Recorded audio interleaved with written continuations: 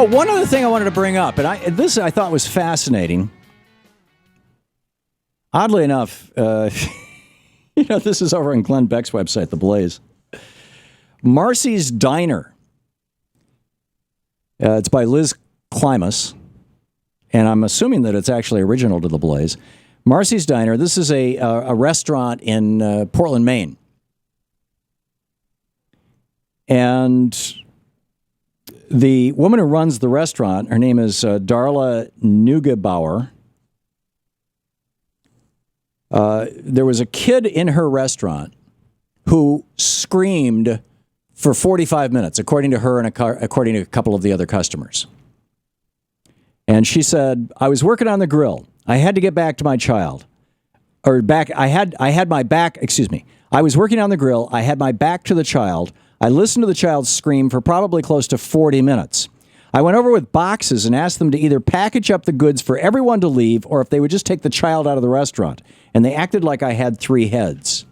So what did this woman do, the owner of the restaurant? When she walks over to the kids, to the family, and she says, what are we going to do here? Why don't you guys all leave?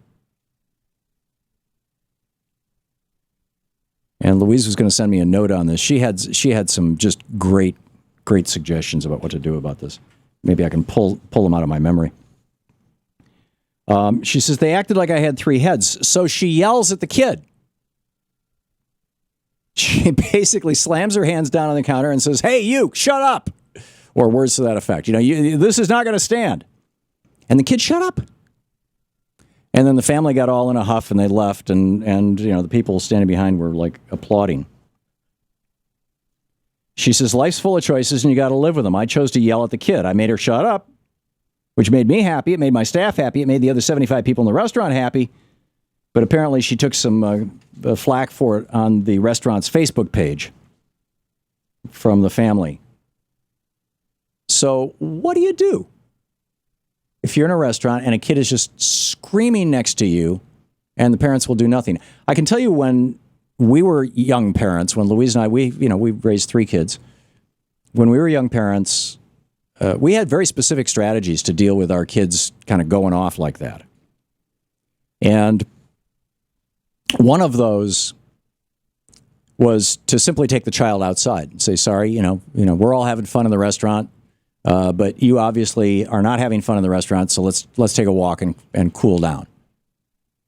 And in fact, I remember one time Louise actually took one of our kids, I'm not going to name the kid, one of our kids was having a fit in a restaurant. Louise took her out to the car, which was parked right in front of the restaurant where we could see it, took her out to the car, and said, oh, she put it on the one sheet. Great. And said, it was not a hot day, and this was back before it was illegal to stick your kid in a car all by herself.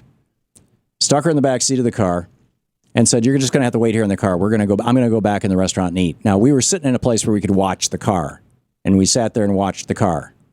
And after about 3 minutes, our child stopped yelling and screaming and was just looking at us forlornly.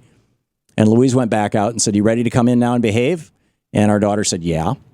And she brought her back in. There was another time, another one of our kids, this is getting difficult because I've got to use pronouns, which have gender associated with them. Another one of our kids just, he was, whenever we took him to the supermarket, you roll, this is when he was like 3 years old, right? And you roll by the candy counter or the packaged cereals, the sugary cereals. He would just, I want that, yeah, and he'd be yelling and screaming and stuff. And so we just decided we're going to do something about this.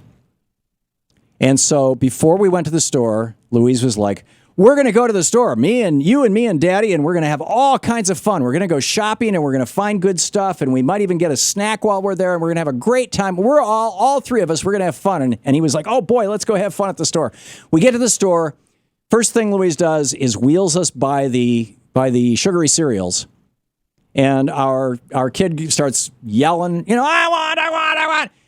And Louise goes, oh, I'm sorry. I'm not having fun when you yell.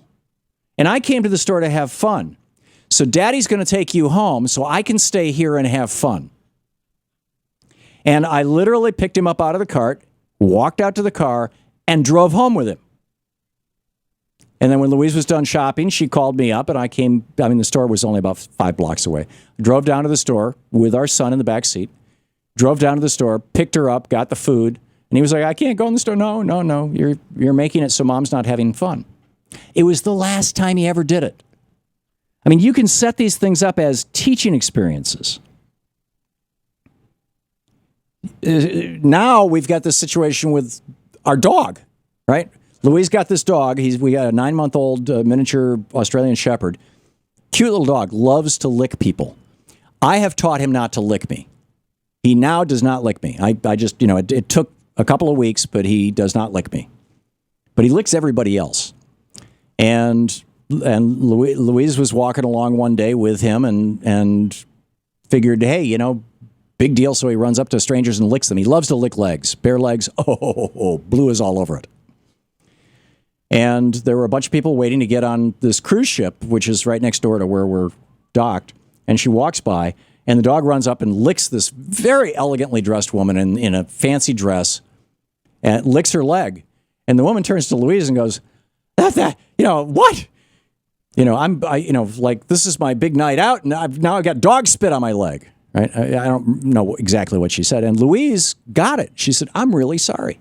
And now whenever Blue gets near people, Louise is like, no, you're not. No, you're not. And so we're going through this whole thing of teaching our dog the same way we taught our kids. So the question, what would you do if you were in a restaurant? I mean, I would be inclined, and a kid was screaming for 40 minutes. I would be inclined to walk over and say,